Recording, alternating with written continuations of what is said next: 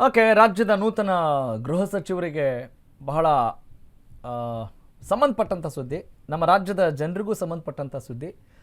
ಯಾಕಂತ ಹೇಳಿದರೆ ನಾವು ಆರೋಪ ಪ್ರತ್ಯಾರೋಪ ಆವೇಶ ರೋಷಾವೇಶದಿಂದ ಎಲ್ಲ ಚರ್ಚೆ ಮಾಡ್ತಾ ಇರ್ತೀವಿ. ಅದನ್ನು ಬ್ಯಾನ್ ಮಾಡಬೇಕಾ, ನೋಂದಣಿ ಮಾಡಿಸ್ಕೊಳ್ಬೇಕಾ, ತಪ್ಪು ಅಂತ ಹೇಳ್ತಾ ಇಲ್ಲ, ಡಿಸ್ಕಷನ್ ಇರಬೇಕು. ಆದರೆ ಪ್ರಿಯಾರಿಟಿ ಯಾವುದ್ರಿ, ಆದ್ಯತೆ ಯಾವುದು ಅನ್ನೋದನ್ನು ಜನಸಾಮಾನ್ಯರು ಕೇಳ್ತಾ ಇದ್ದಾರೆ.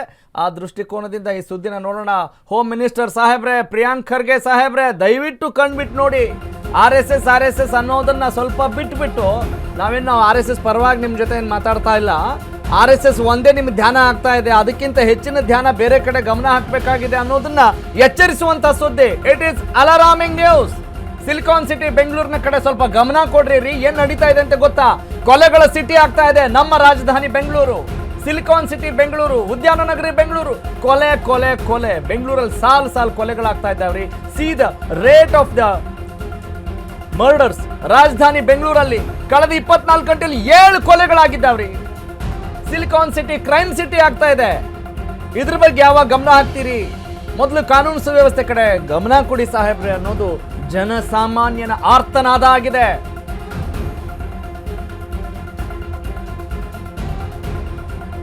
ಕಾನೂನು ಸುವ್ಯವಸ್ಥೆಯನ್ನ ಕಾಪಾಡೋದು ಮೊದಲ ಆದ್ಯತೆ ಆಗಬೇಕಾಗಿದೆ.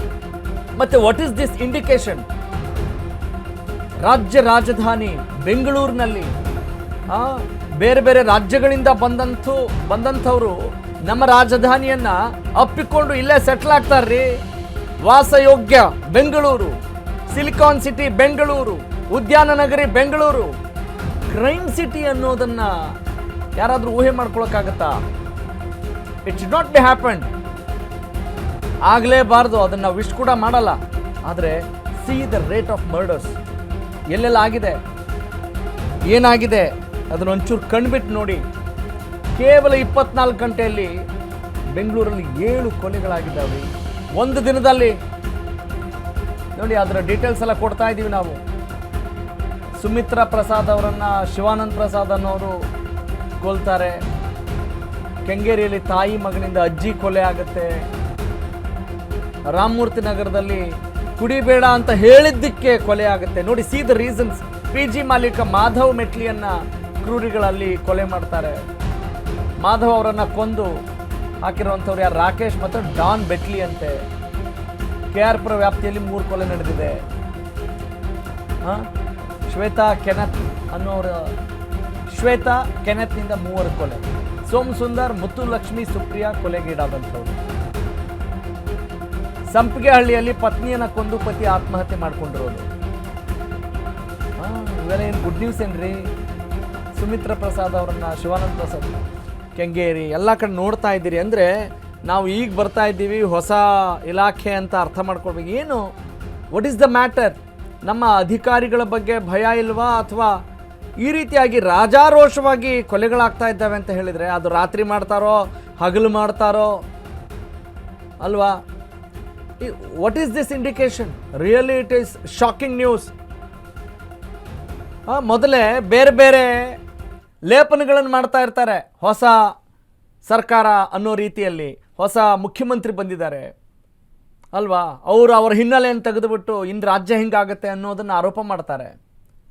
ಇದಕ್ಕೆಲ್ಲ ನೀವು ಕುಮ್ಮಕ್ಕೆ ಕೊಡಬಾರ್ದಲ್ವಾ? ಅಂದರೆ ನಿಮ್ಮ ಬಗ್ಗೆ ಎಷ್ಟು ಭಯ ಇರುತ್ತೆ,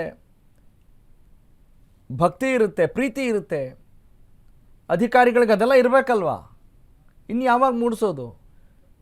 ವೆರಿ ಸ್ಯಾಡ್. ಏನು ಸಾಮಾನ್ಯವಾಗಿ ಯಾವಾಗಲೂ ಉತ್ತರ ಭಾರತದ ಎಕ್ಸಾಂಪಲ್ ಕೊಡ್ತಾ ಇರ್ತಾರೆ ಇಂಥದ್ದೆಲ್ಲ ಘಟನೆಗಳಾದಾಗ. ಆದರೆ ಏನು ಸ್ವಗೃಹ ನಮ್ಮನೆ ಅನ್ನೋ ಫೀಲ್ ಆಗುತ್ತೆ ಅಂತ ಬೇರೆಯವ್ರ ಅಪರಿಚಿತರೆಲ್ಲ ಹೇಳ್ತಾರಲ್ರಿ, ಬೇರೆ ಬೇರೆ ದೇಶದವರೆಲ್ಲ ಬಂದು ಹೇಳ್ತಾರೆ. ಅಂಥ ಒಂದು ರಾಜಧಾನಿಯಲ್ಲಿ ಇಂಥ ಕೆಲಸಗಳಾಗ್ತಾ ಇದ್ದಾವೆ ಅಂತ ಹೇಳಿದ್ರೆ strictly action to be taken. That is our concern and demand. ನನ್ನ ಕಲೀಗ್, ನಮ್ಮ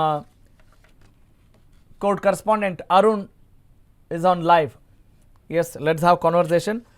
ನೇರ ಸಂಪರ್ಕದಲ್ಲಿದ್ದಾರೆ. ಅರುಣ್ ಜೊತೆ ಮಾತಾಡೋಣ. Arun, very sad and bad news, shocking news ಅಂತ ಅನ್ನಿಸ್ತಾ ಇದೆ. ರಾಜಧಾನಿ ಬೆಂಗಳೂರನ್ನ ಎಲ್ಲರೂ ದೂರ ಊರಿಂದ, ಬೇರೆ ರಾಜ್ಯದಿಂದ, ದೇಶದಿಂದ ಅಪ್ಪಿಕೊಂಡು ಇಲ್ಲೇ ಸೆಟ್ಲ್ ಆಗಕ್ಕೆ ಬರ್ತಾರೆ. ಇಂಥ ಸುದ್ದಿನ ಕೇಳಿದರೆ ಬಹಳ ಆಶ್ಚರ್ಯ ಆಗ್ತಾ ಇದೆ. ನಿಜಕ್ಕೂ ಕೂಡ ಚೀತು ಅಂತ ಕೂಡ ಅನ್ನಿಸ್ತಾ ಇದೆ. Who is responsible for these things? ಯಾರು ಜವಾಬ್ದಾರಿ, ಯಾರು ಹೊಣೆಗಾರರು?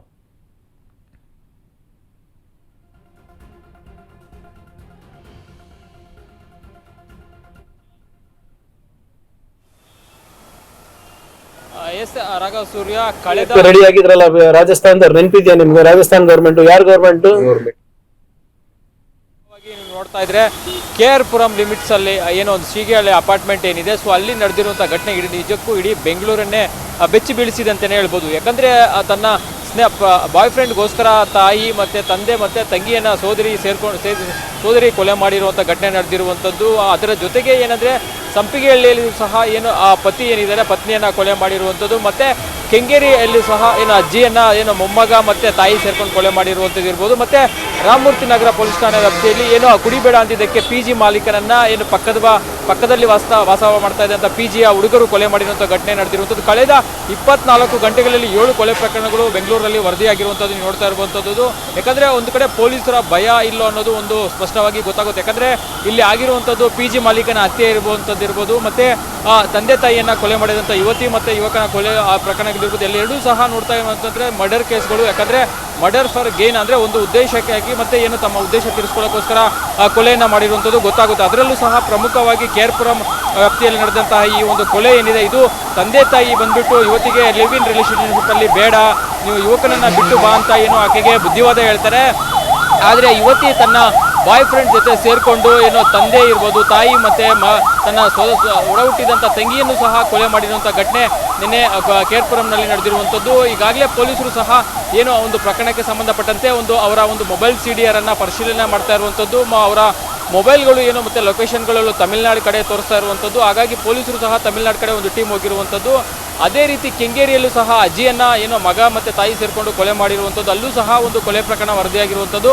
ಮತ್ತು PG ಮಾಲೀಕ ಏನಂದರೆ ತಮ್ಮ PG ಮಾಲೀಕರ ಮುಂದೆ ಬಂದುಬಿಟ್ಟು ಮನೆ ಮುಂದೆ ಕುಡಿಬೇಡ, ಈಗೆಲ್ಲ ಮತ್ತೆ ಏನೋ ಗರ್ಲ್ಸ್ PG ಇರುತ್ತೆ, ಹಾಗಾಗಿ ಇಲ್ಲೇ ಕುಡಿಬೇಡ ಅಂತ ಹೇಳ್ಬಿಟ್ಟು ಆತ ಒಂದು ಮಾತನ್ನೇ ಹೇಳ್ತಾನೆ. ಸೊ ಅದಕ್ಕೆ ರುಚಿಗೆದ್ದಂಥ ಇಬ್ಬರು ಯುವಕರು ಏನು ಆತನನ್ನು ಕೊಲೆ ಮಾಡಿರುವಂಥದ್ದು. ಅಲ್ಲೂ ಸಹ ಪೊಲೀಸರು ಇಬ್ಬರು ಆರೋಪಿಗಳನ್ನು ಬಂಧಿಸಿ ಏನು ಪ್ರಕರಣ ದಾಖಲಿಸಿಕೊಂಡು ತನಿಖೆಯನ್ನು ಮಾಡ್ತಾ ಇರುವಂಥದ್ದು. ಒಟ್ಟಾರೆಯಾಗಿ ಬೆಂಗಳೂರಿನಲ್ಲಿ ನಡೆದಂಥ 7 ಕೊಲೆ ಪ್ರಕರಣಗಳು ಬೆಂಗಳೂರನ್ನು ನಗರವನ್ನು ಇಡೀನೇ ಬೆಚ್ಚಿ ಬೀಳಿಸಿದೆ ಅಂತ ಹೇಳ್ಬೋದು. ಅದರಲ್ಲೂ ಸಹ KR ಪುರಂ ಪೊಲೀಸ್ ಠಾಣಾ ವ್ಯಾಪ್ತಿಯಲ್ಲಿ ನಡೆದಂತಹ ಕೊಲೆ ಪ್ರಕರಣ ಏನಿದೆ ರಾಘವ್ ಸೂರ್ಯ, ಇದು ಒಂದು ಕಡೆ ಎಲ್ಲೋ ಒಂದು ಇಡೀ ಬೆಂಗಳೂರಲ್ಲ ಇಡೀ ದೇಶವನ್ನೇ ಬೆಚ್ಚಿ ಬೀಳಿದಂತೆ. ಯಾಕಂದ್ರೆ ಈ ರೀತಿ ಬಾಯ್ ಫ್ರೆಂಡ್ ಜೊತೆ ಸೇರ್ಕೊಂಡು ತನ್ನ ಕುಟುಂಬಸ್ಥರನ್ನ ಯುವತಿ ಕೊಲೆ ಮಾಡ್ತಾಳೆ ಅಂದ್ರೆ ಯಾವ ಮಟ್ಟಕ್ಕೆ ಹೋಗಿದೆ ಅನ್ನೋದನ್ನ ಇಲ್ಲೇ ಅರ್ಥ ಮಾಡ್ಕೋಬೇಕಾಗುತ್ತೆ ರಾಘವ್ ಸೂರ್ಯ. ಸಂಪೂರ್ಣವಾಗಿ ಹದಗೆಟ್ಟಿದೆ ಅನ್ನೋದ್ರಲ್ಲಿ ಯಾವ ಆಶ್ಚರ್ಯ ಇಲ್ಲ. Thank you Arun for your details.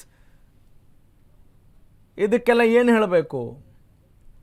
ಆಡಳಿತ ಆಡಳಿತ ಆಡಳಿತ ಅದು ದುರಾಡಳಿತ ಅಂತಿರೋ, ಇನ್ನು ಯಾವ ಆಡಳಿತ ಅಂತಿರೋ, ಸನ್ನಡತೆಯ ಆಡಳಿತ ಅಂತಿರೋ, ಅದನ್ನು ಅವರವರೇ ಬೆನ್ನು ತಟ್ಕೊಳ್ಬೇಕು. ಇಲ್ಲೂ ಕೂಡ ಕೂಲಾಗಿ ಉತ್ತರ ಕೊಡೋಕೆ ನಮ್ಮೆಲ್ಲ ಮಂತ್ರಿ ಮಹೋದಯರಿಗೆ ಚೆನ್ನಾಗಿ ಬರುತ್ತೆ ಅಲ್ವಾ?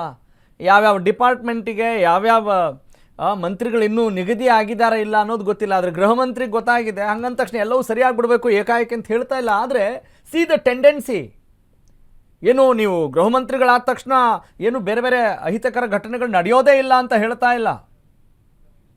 ಆದರೆ ವಾಟ್ ಈಸ್ ಯುವರ್ ಕಾಂಟೆಕ್ಸ್ಟ್? ನಿಮ್ಮ ದೃಷ್ಟಿಕೋನ ಎಂಥದ್ದಿದೆ, ಟೆಂಡೆನ್ಸಿ ಹೆಂಗಿದೆ? ಇಂಥ ಒಂದು ದೊಡ್ಡ ಕೆಟ್ಟ ಅಲೆ ಶುರುವಾಗ್ತಾ ಇದೆಯಲ್ರಿ, ಒಂದೇ ದಿನದಲ್ಲಿ ಹಿಂಗೆಲ್ಲ ಆಗುತ್ತೆ ಅಂತ ಹೇಳಿದ್ರೆ ಅವ್ರಿಗೆ ಎಷ್ಟು ಭಯ ಇದೆ ಅಂತ ಅರ್ಥ ಮಾಡ್ಕೊಳ್ಳಿ.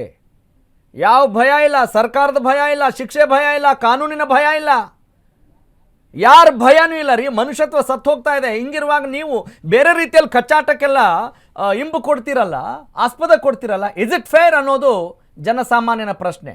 That's all.